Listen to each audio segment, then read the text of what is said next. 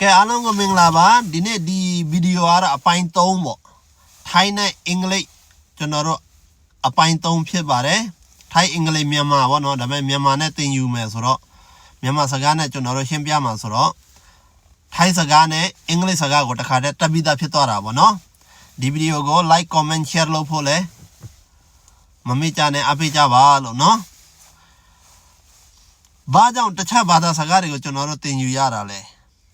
ကိုမြန်မာနိုင်ငံနဲ့ထွိုက်လိုက်တာနဲ့တခြားနိုင်ငံမှာကျွန်တော်တို့သုံးရမှာဆိုတော့အင်္ဂလိပ်စကားဒါပေမဲ့ဘာကြောင့်ဒီထိုင်းစကားလည်းနည်းနည်းပါးထဲလိုက်တာလဲဆိုရင်ကျွန်တော်တို့မြန်မာနိုင်ငံသားတွေကနိုင်ငံရဲ့အခြေအနေမကောင်းတော့အများဆုံးအလုပ်တာကထိုင်းနိုင်ငံဆိုတော့ထိုင်းစကားလည်းကျွန်တော်တို့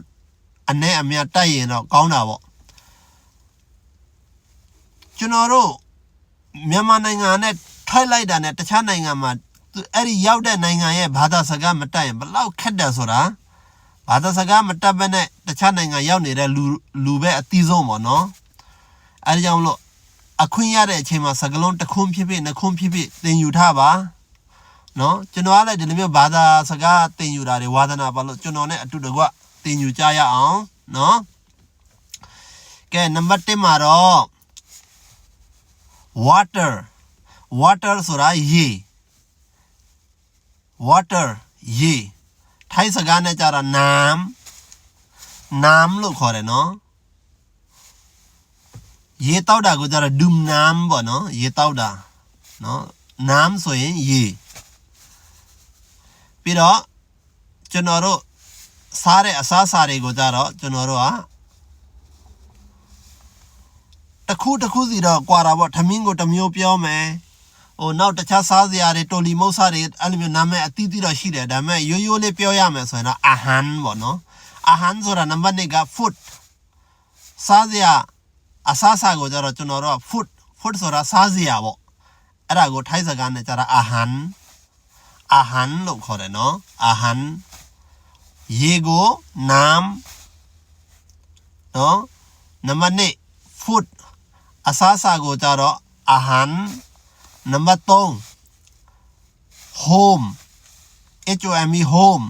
home ဆိုတာအိမ်ထိုင်းစကားနဲ့ဆိုရင်บ้านเนาะအတန်ထွက်လဲကျွန်တော်အစင်ရတယ်လို့ရေးပေးထားပါတယ်บ้านဆိုတာအိမ်နံပါတ်4ကြတော့အဖေကိုအင်္ဂလိပ်မှာ father တချို့က father လို့ခေါ်ကြတာပေါ့အဲ့ဒါကိုတယောက်ရဲ့မပြတာလည်းရှိတယ် father ကျွန်တော်အတန်နဲ့ဆိုရင်တော့ father ပေါ့နော်အဖေပြီးတော့ဒီထိုင်းစကားနဲ့ကြတော့พ่อလို့ခေါ်ပါတယ်พ่อအဖေနံပါတ်5ကြတော့ mother အမေထိုင်းစကားနဲ့ကြတော့မဲ mother အမေထိုင်းစကားနဲ့ကမဲအဖေအမေဆိုရင်พ่อแม่အဲ့လိုမျိုးခေါ်တာပေါ့နော်အမေရတာအတန်မရတာလွယ်တယ်မရရင်ဟိုစိတ်တွေអော်တဲ့အတန်ပေါ့ဗျာမဲလို့ပြောလိုက်ပေါ့နော်พ่อแม่အမေကမဲအဖေကพ่อနံပါတ်6ကြတော့မိသားစုပေါ့ family နံပါတ်6က family မိသားစုအဲ့ဒီမိသားစုကိုကျွန်တော်တို့ထိုင်းစကားမှာဘယ်လိုပြောလဲဆိုရင်ตระกูลလည်းပြောလဲครอบครัวလည်းပြောတယ်ครอบครัวကျွန်တော်လည်းမပြီးဘူးเนาะဒါပေမဲ့ကျွန်တော်ရတယ်လို့တော့ကြိုးစားမယ်ครอบครัวနောက်တနည်းကြတော့ตระกูลမိသားစုตระกูลครอบครัวနောက်စကားလုံးတစ်ခုကြတော့ตระกูลအဲ့ဒါမိသားစုကိုသုံးတဲ့စကားလုံးတွေပေါ့နော်ကဲဒါပါပဲဒီလိုမျိုးတရက်ကိုနည်းနည်းသင်ယူသွားမယ်ကျွန်တော်နဲ့အတူတကွ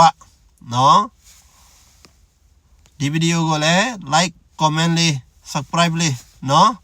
ကျွန်တော် YouTube မှာတင်ရင်လည်း subscribe လုပ်ပေးပါဗျာနော်ကျေးဇူးပါ